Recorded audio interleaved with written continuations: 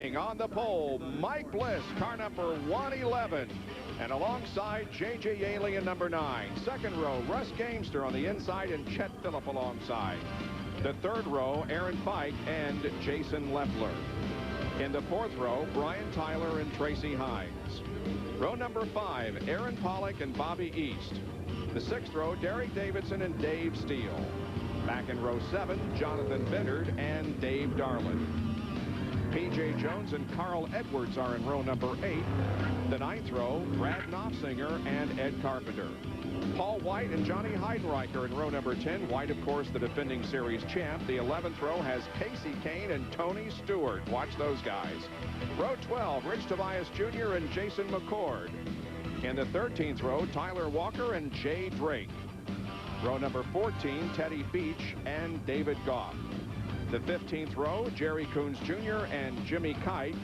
And for you Tony Elliott fans, fear not. He is in the lineup, got a provisional because of the fact that he is in the top 30 in the point standings. Didn't make the race under normal conditions, but is in the lineup starting back in 31st position. There is Chet Phillip. All right, here we go. The J.D. Byrider 100 for the USAC Weld Silver Crown Series is about to get the green flag. Here we go. Bliss leads them down, and jumping off to the start, however, was J.J. Yaley, as Bliss didn't get a good jump at all. No, he did not. And look at that. On the outside was the 77 cars.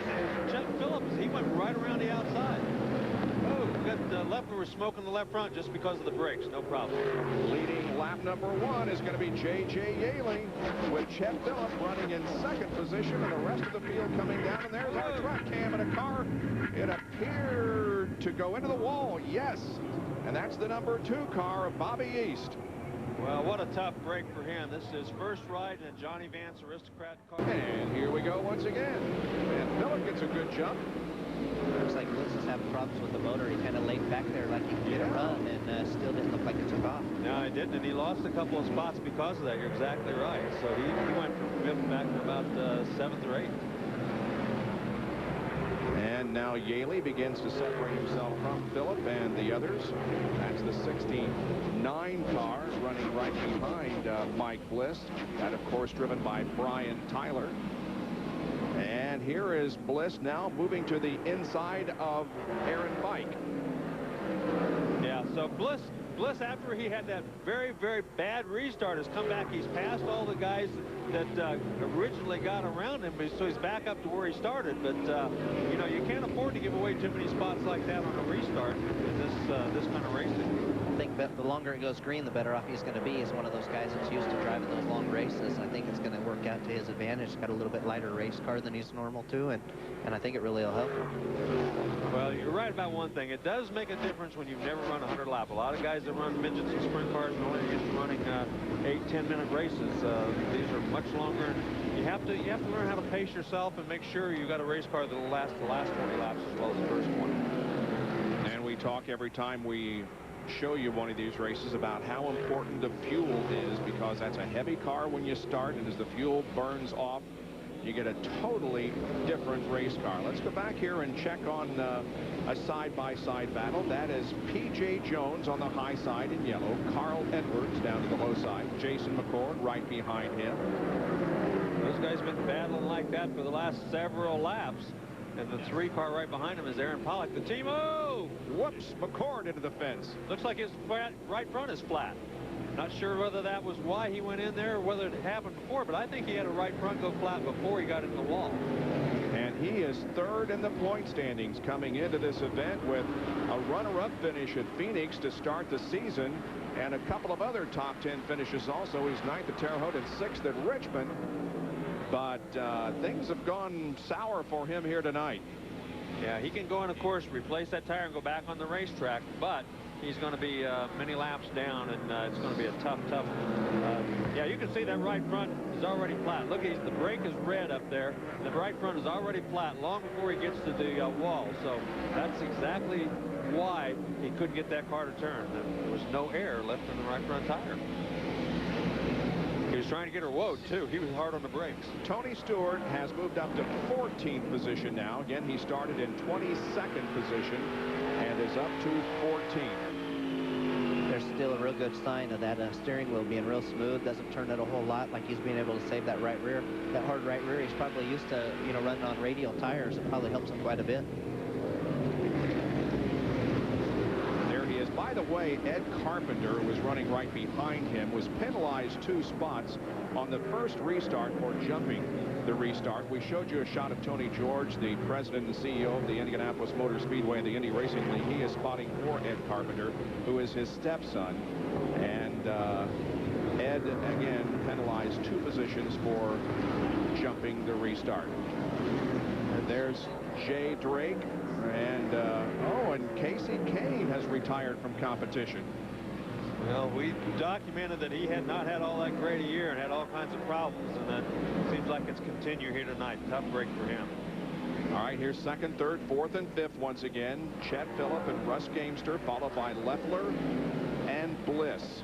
And Gamester has been all over Chet Phillip for the last few laps and just can't seem to make any headway. And now Jason Leffler is all over Gamester.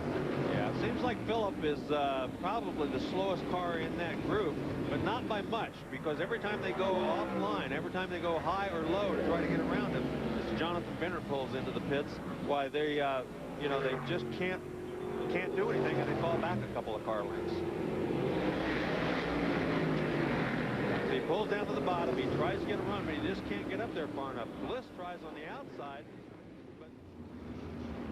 Well, we are under caution here at IRP. Remember a few minutes ago I said how 2nd, 3rd, 4th, and 5th were glued together since the drop of the green flag? Well, the glue came undone. Boy, did it ever. Mike Bliss, who had just gotten into 3rd place, was really fast to the middle of the corner. He just went in under Chet Phillip. The front end push. He knew he was in trouble. He jumped on the brake, but it was too late. Man, he nailed Phillips right in the left rear and put him hard into the wall. Here it is from another angle. Bliss just drives her down in there and boom, makes contact. No question about it. He just made a huge error, got him way too hard. The front end took off on him, and poor old Chet Phillip, we have had all evening long. The green flag comes out. There are 13 cars on the lead lap. Yaley is the leader. Bliss now 2nd and knocking on the door. And he is slipping and sliding all over the place, but he's hard on the hammer. That's why they nicknamed him the Hammer. He's all over the throttle, and I think for the first time tonight, J.J. Yaley might be a little bit concerned. And with Yaley out in the lead and Dave Steele not in contention, this is going to tighten up, if the finish in this order, it's going to tighten up the point standings considerably. There he goes on the outside. He's very, very quick right through the middle of the corner. He's doesn't get in all that hard. He didn't get off, but right through the middle, he's very strong.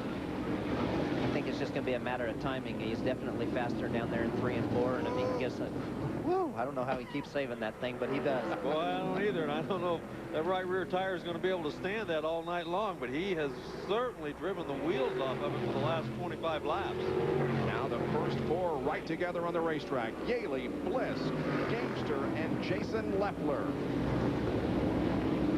Right now, he's just that time he just kind of followed him right through the middle of the racetrack. Boy, look at how loose that thing is when he's on the throttle coming off. He really, that time it took off. I thought he was going to wiggle right up into the wall right there for a second. He's got to have some kind of damage done to that right front of that race car, because it was so stuck underneath him, and now it seems like he's having a lot of problems with it. Look at Leffler now. He's down to the bottom side of Gamester. He couldn't quite make it stick down there, but these first 4 cars all, as they have been all night, very, very quick. Well, Ray Dunlap, as I indicated earlier, that if they finish in this order, we're going to have a nice tight points battle shaping up.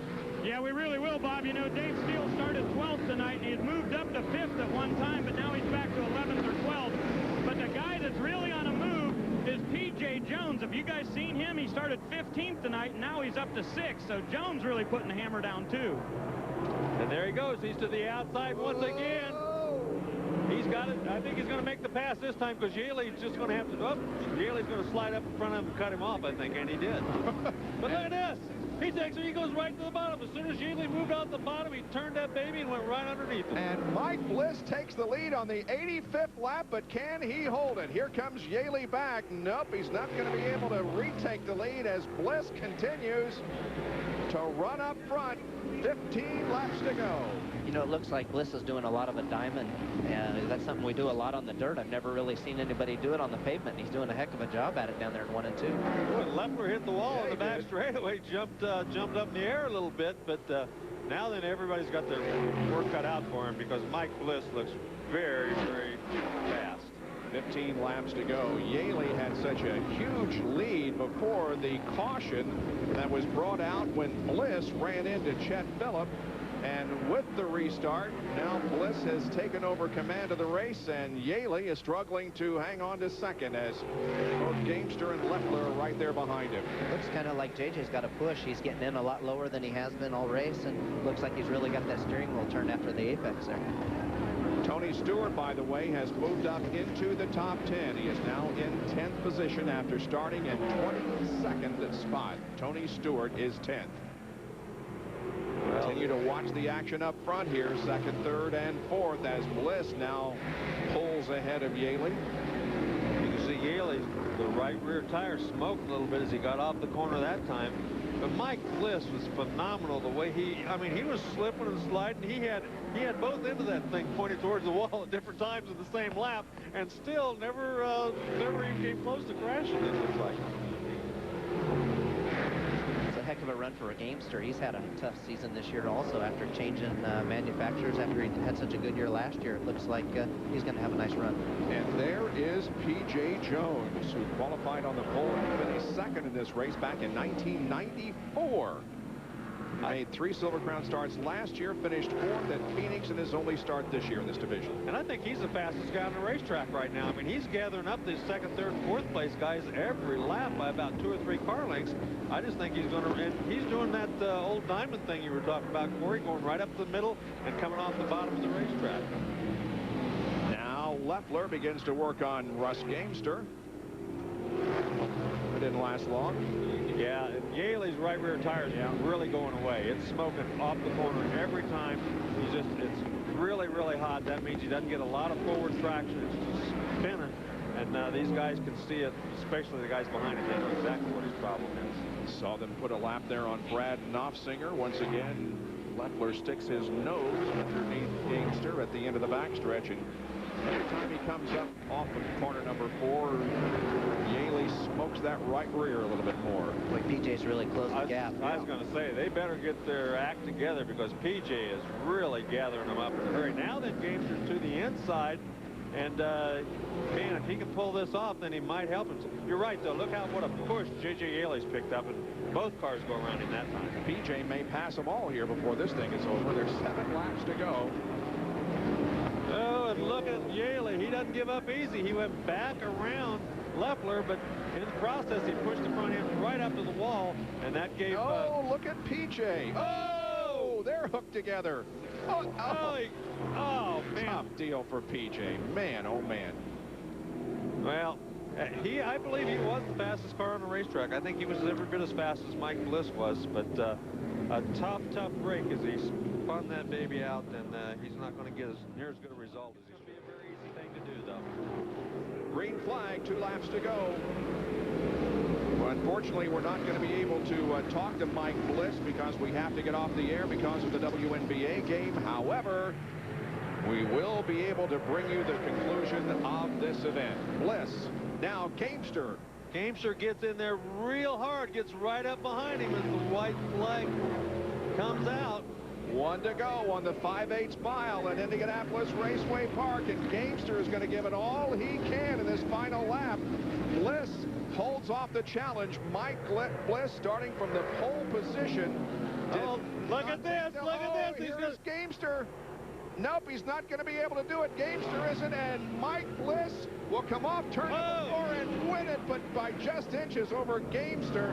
And Bliss wins his 12th event here at Indianapolis Raceway Park, the all-time leader, and it's his 10th career Silver Crown win. Mike Bliss wins here at Indianapolis Raceway Park in the J.D. Byrider 100. Thanks to Larry Rice and Corey Kruzman and Ray Dunlap. I'm Bob Jenkins. Thanks for being with us. This has been a presentation of ESPN, the worldwide leader in sports. For more, log on to ESPN.com.